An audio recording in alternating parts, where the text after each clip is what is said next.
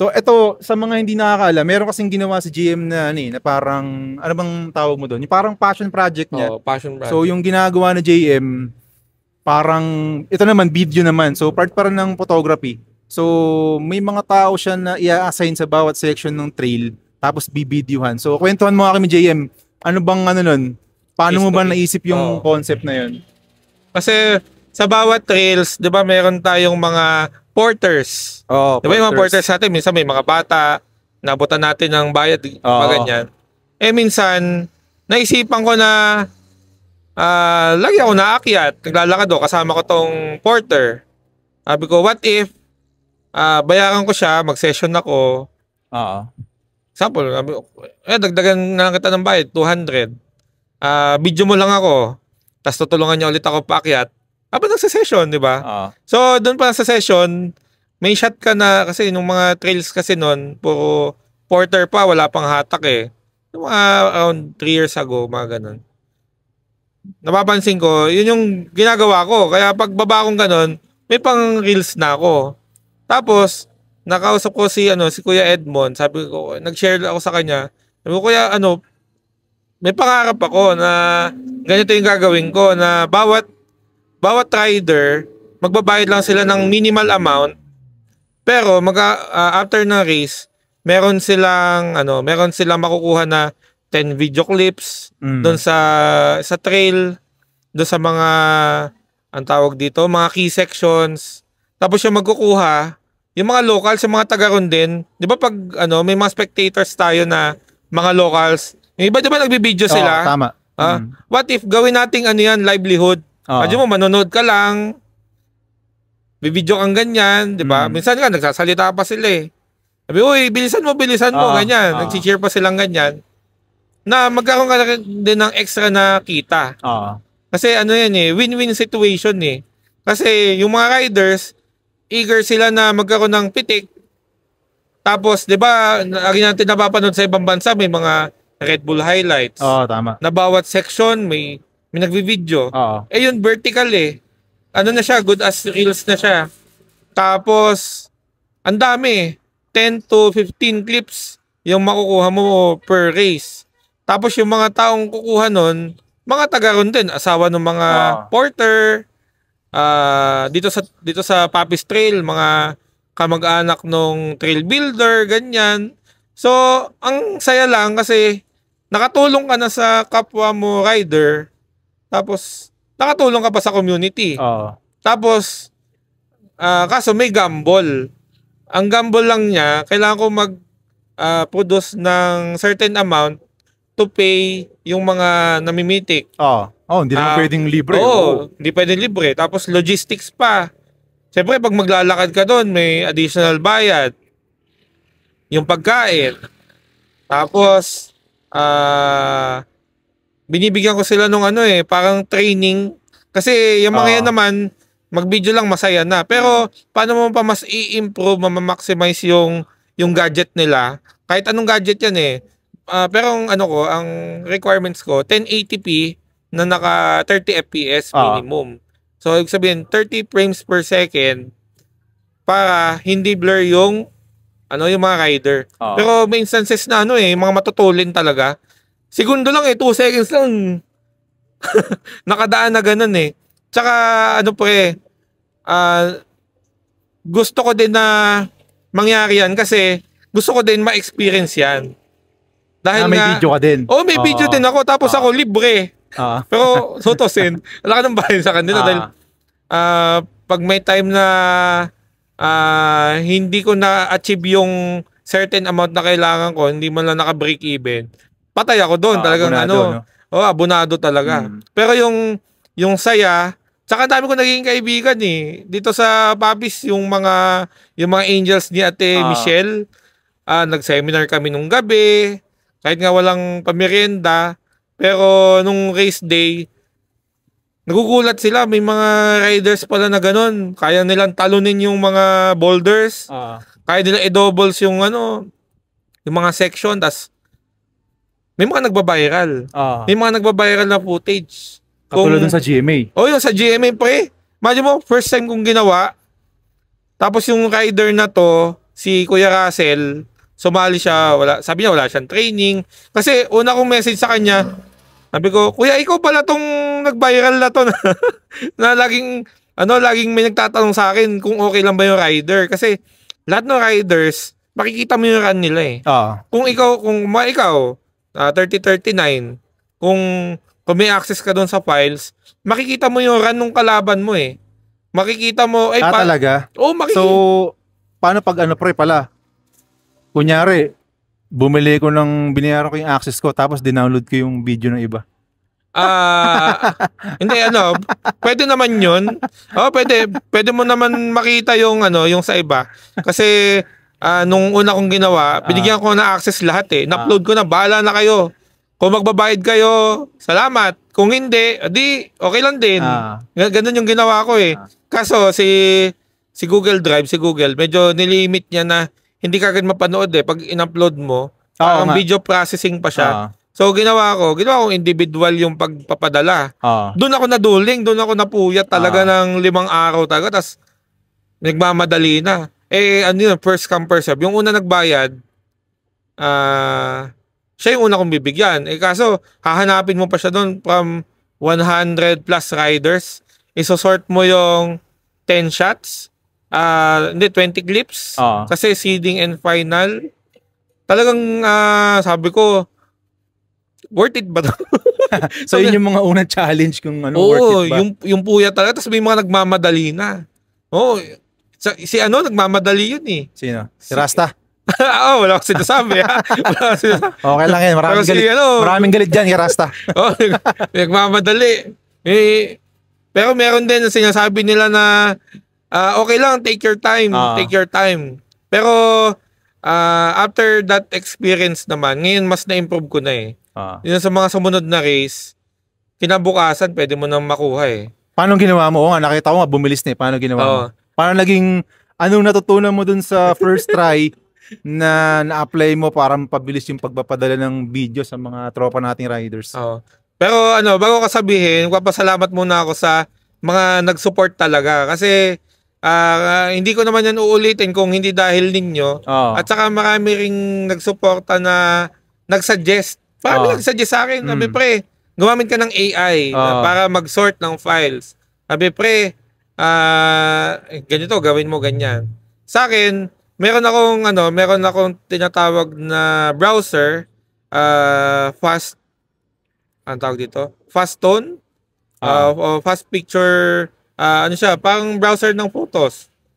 Dahil nga, nakikita ko dun yung time, kasi lahat nung files kasi, makikita mo, in-upload ko din. Minsan nagla-live ako habang nagsosort ako para makita nila na, ay, nagsosort pa si James kaya hindi makausap. Ilalagay ko lahat yun sa isang folder. Mapipreview mo doon yung rider. Lalabas doon yung time. So, yung ride niya, pag nakita mo na yung, una ko tinatanong kasi, ano yung suot mong jersey, ano yung kulay na helmet mo, kasi yung race plate number, hindi mo na makita pag madilim yung trail, mabilis. Hindi mo na makikita Doon na lang nakatingin sa bumbunan nila tsaka sa sa frame nila Yan, for example, si Manu Heist, matulin Ang tinignan ko sa kanya yung rear triangle niya kulay pink. Siya lang may ganun Kaya si Manu to.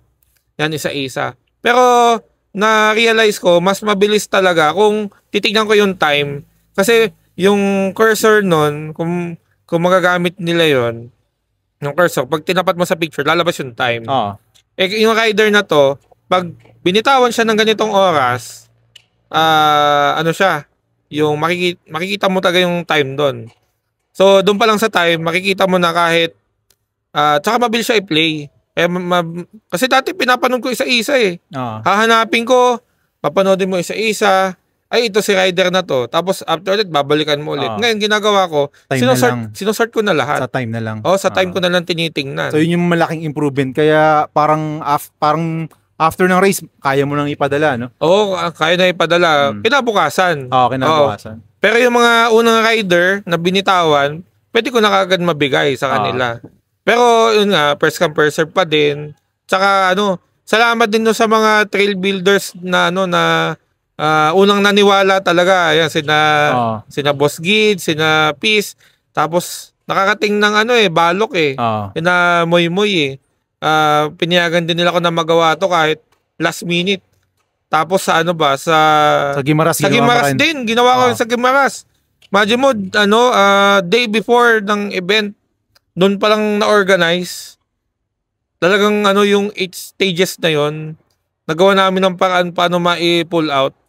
Yun, tapos may may nag-viral din doon na footage. Yung sira yung Si Ben Bobby tanggal yung gulong. Natanggal yung gulong. Tapos yung iba, nakita nila talaga yung footage nila Oo. Mapamabagal man, mapamabilis.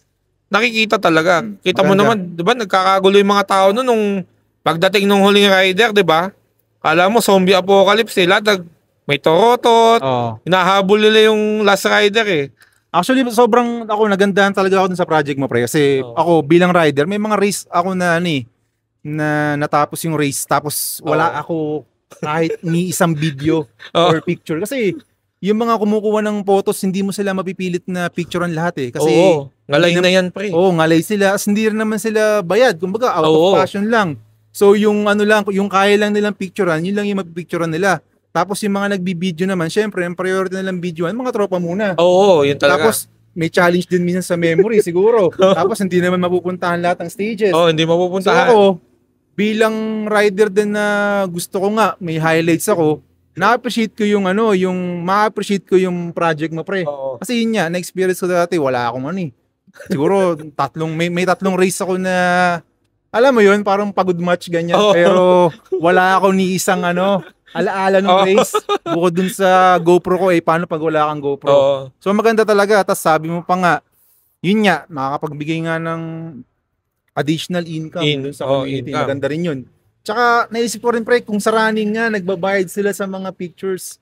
Bakit hindi natin gawin din sa enduro na at least yun nga, sigurado ka kahit papaano na may video ka lagi after ng race. Sa konting halaga lang naman. Konting halaga lang talaga na yung sa Gimaras kasi kaya siya naging 300 pesos.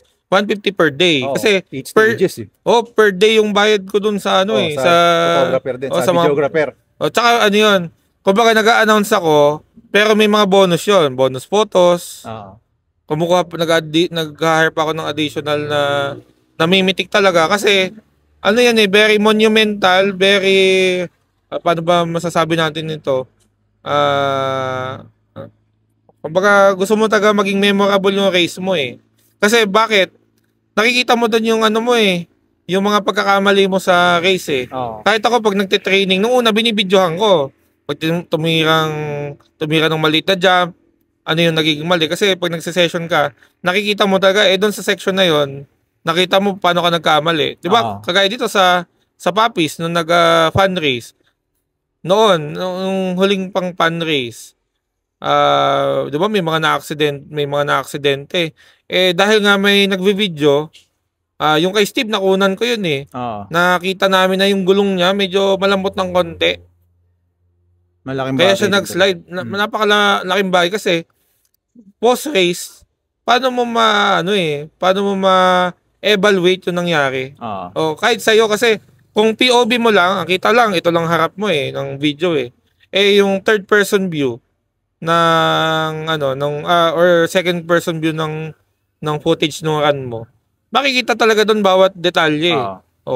Tsaka rin, pre, naisip ko lang din na dual purpose din yung mga videographer parang nag-act din sila sa Marshall. Dagdag mata rin dun sa trail, di ba? Lalo mga key sections. Yun din yung naging magandang nakita kong outcome nito kasi bago pa lang kasi to mangyari, nag-inquire ako dun sa mga trail builder. Sabi ko, ano yung safety precautions na pwede naming gawin at pwede naming maitulong. Kaya kailangan talaga before the race, mabigyan talaga sila ng proper orientation.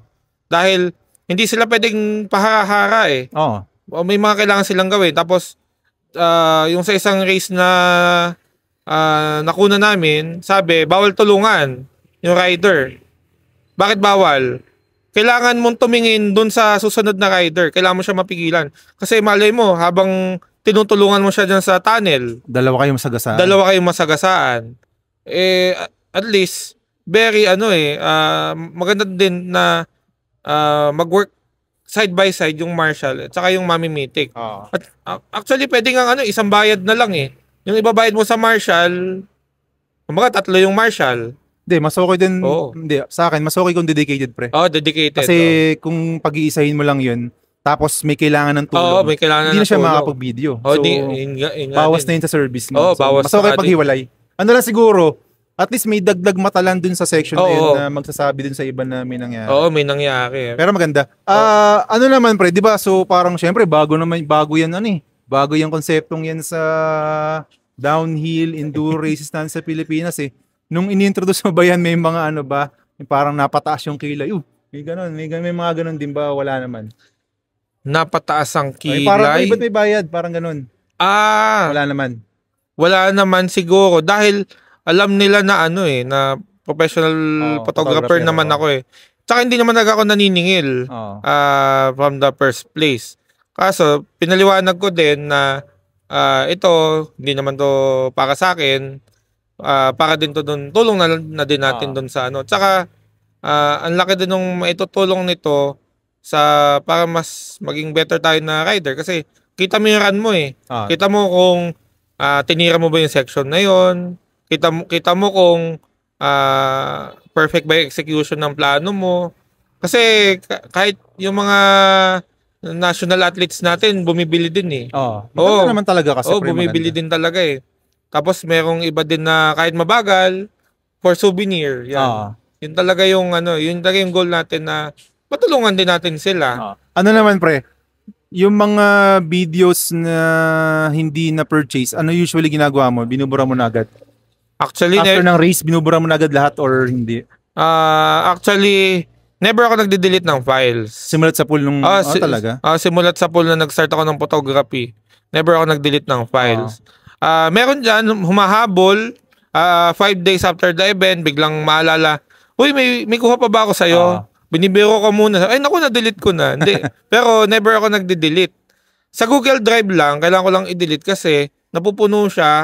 At saka limited lang yung storage tsaka binabayadan ko din. So, 2 weeks or 1 week after the race, dinidelete ko na siya. Kaya yung mga nag-i-inquire, kasama na rin sa after sales natin na pwede kong i-re-upload doon sa Google Drive. Pag kailangan nyo ulit, gusto mo ng copy ulit, sabihin mo lang, ito yung pangalan ko, number, race plate number, i-re-upload ulit natin yan. Kasama yun naka-sort naman sa yung naka-sort na folder, no? Isang ganun ko lang yun, no? May ka dyan, pre. May ka rin dyan. May mga naiisip ko ba dyan na improvement sa ginagawa mo na yan? Kasi ako, ang naisip ko dyan, parang okay yata pag lahat ng kumukuha naka-iPhone eh. Kasi ganda na camera na iPhone pre. Kasi may mga ganun na bang plano? Kasi ganito yan eh. Kung sa international race, gagawin natin lahat naka-professional camera, ay grabe, 106 digits sa magiging budget natin per race. Yung mga mamimitik natin na locals, pag naka-iPhone, na yan, parang, uy, thank you Lord. Ganun. Siyempre, kasi ang ganda eh. Kasi yung nahulog sa bangin, dalawa sila magkatabi. Dapat isang bayad lang yun eh. Isang bayad lang naman talaga yun. Isang tao lang. Naisipan niya isama yung kaibigan niya. Talaga? Gusto humati sa bayad. Dalawa sila. Kaya dun pa lang sa section na yun, dalawa yung footage. Yung isa nasa malayo, medyo ka-Android. Yung isa naka-iPhone, kita talaga. So, yung hiningi ng GMA7, talaga yung naka-iPhone, talaga yung na-highlight talaga. Malinaw kasi pre. Malinaw. Tsaka, original file mo makukuha yung tsaka yung sabi mo nga, yung mga things to improve, na-experience ko to sa nagdaan kong race na kinover. Kailangan namin ng communication device. Kasi ang ginagawa ko po dyan, before the race, nagkakaroon kami ng orientation. Kasi doon sa mismo race, kasali din po kasi ako eh. Kasali din ako eh. Wala na silang no further instructions. Lahat nabigay ko na sa kanila. So, magstay sila doon sa post nila 1 hour or 30 minutes before. Pwede nangyari pa rin doon sa balok. ano eh, nag-ano sila eh, ano nga tawag dito? Gininaw talaga eh. Oo, kasi umuulan. May isang stage na ano eh, na hindi na tinuloy eh. May mga mamimitik tayo doon. Sabi ko ganitong oras kailangan nandito na kayo. 30 minutes before the race. Imagine mo pag magba-backtrack ka doon sa trail na yon, kung gaano kahirap yung aakyatin nila. So naghintay sila doon. May bumabang 4. Nakunan sila. Stage 3, SS3. Kailangan namin ng ano pa, siguro communication device. Siguro sa banda-banda kaya pag nakaipon para makausap ko din yung mga tao sa ano kasi if ever may nangyari pa. Wala na palang bababa sa stage na yun. Nandun pa rin sila, naghihintay pa rin sila. Nandun pa din sila. Tapos ano din sila, bayad din sila kasi nag-alat sila ng time nila and effort. As ang masasabi ko pa na things to improve, yung kung paano natin mas mapapabilis pa. Alam ko na yung files madi-deliver kaagad natin kinabukasan. Pero maganda talaga right after the race eh. Pero ang original plan ko talaga diyan, kung naka-integrate na yung bayad na 100 or 200 pesos doon sa registration. Kasi pwede rin yun. Maganda rin yun. Kasi after the race, may race kit ka makukuha. Tapos meron ka na rin mga photos. Hindi na kailangan na ribbon. Mahirap makita eh. Race plate nga hindi ko na makita sa sa sobrang liit eh. Noong una, yung mga tao very pa sila eh. Medyo nagtatanong pa sila. Sabi, pre kailangan ko ba na ribbon?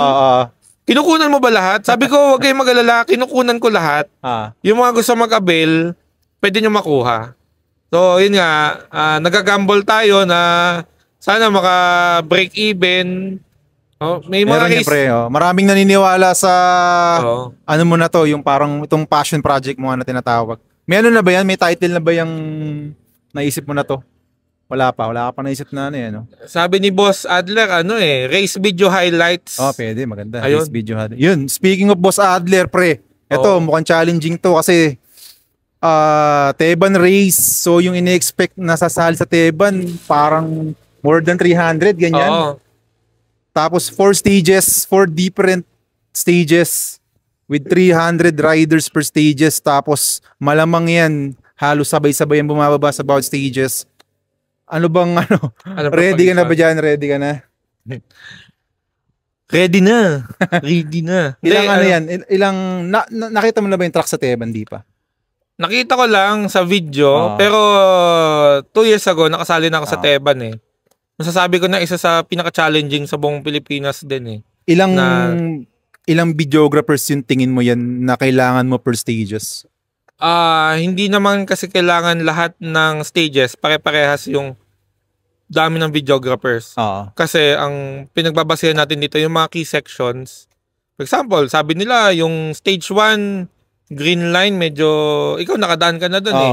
Padyakan, ganyan. Sucks lang siya. Parang wala siya masyadong highlight. Warm up, ganyan.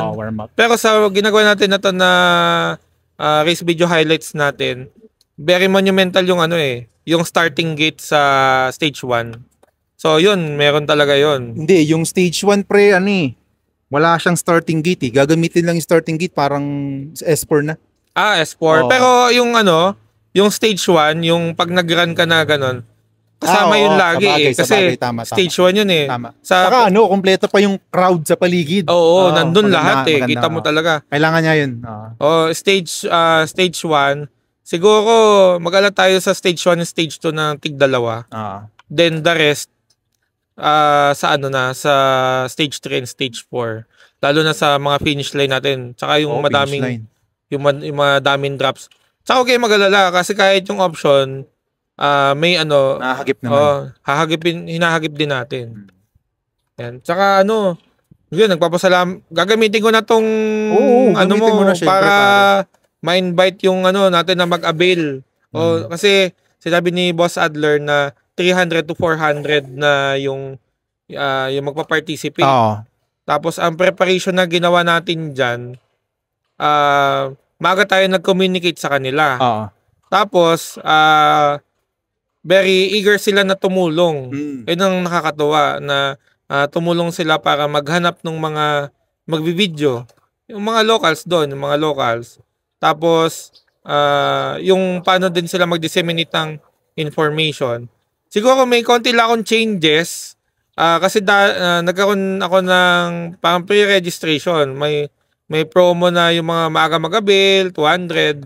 Then sa mismong race day na 250 na lang. Yun, para mas makita ko kaagad na kumbaga magkaroon kaagad tayo ng ng kumbaga balik puhunan ba? Kasi hindi ko naman masabi na nalugi tayo kasi may mga instances kasi na lugi talaga dahil una may isang race na bagyo. Tapos may ibang races na kahit yung sa Gimaras, hindi ko naman sila pinipilit na mag-avail. Pero sabi ko lang na hindi lahat nakapag-avail kasi anong tawag dito?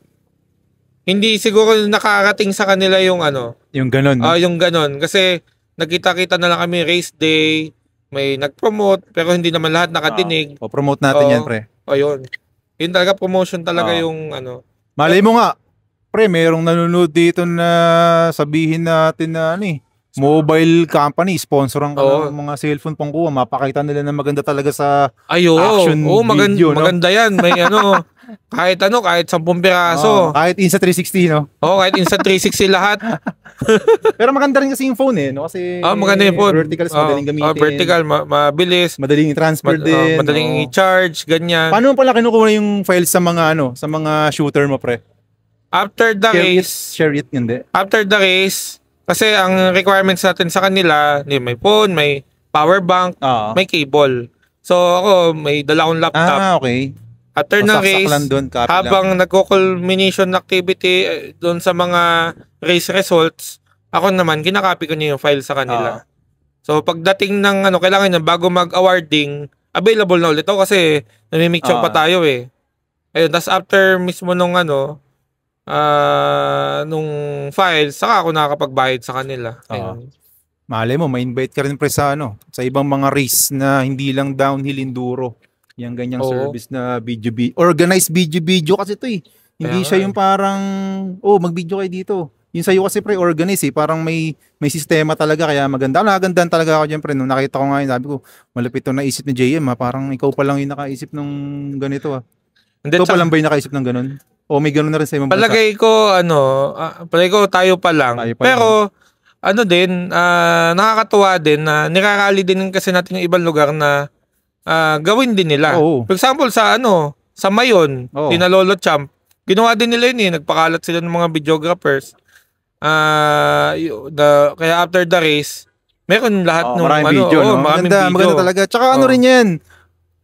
Domino effect yan Kumbaga, the more na maraming video dun sa race, the more na maraming mag-upload sa Facebook, mas maraming tao makakita na may ganito palang sports. Katulad mo nga, nagko-cover ka ng XC dati pre, pero hindi ka aware na may enduro, may downhill, di ba? Mas malulupit pala, pala. Grabe yung tinatalon talaga. So tayo naman dito, contribute lang na marami pang ma-implementation mag-enduro downhill. So hopefully, mahirap pero sana maging mainstream din yung natin, yung sports hobby. Maganda kasi rin talaga iba yung effect niya. Naman pre, ito, usapang mountain biking ulit. Ano ba yung pinaka naging effect sa'yo ng mountain biking? Sa mo, mental health mo, physical health, o kahit anong health pa yan, life mo? Actually, itong mountain biking, kasi nung pandemic, okay lang yan, pre. Kasi nung solid tong mic na to, hindi maririnig yung mga jeep na yan. So, shoutout kay Holy Land. Itong mic ko? Holy Land. Baka naman. So, James, go. Okay. Yung naging tulong sa akin nung mountain biking. Kasi nung pandemic, my father died. Thank you for watching Trailside Stories. Para lagi kang updated sa mga bagong episode, follow mo lang kami sa mga social media account namin. Tapos share mo na rin. Tara na!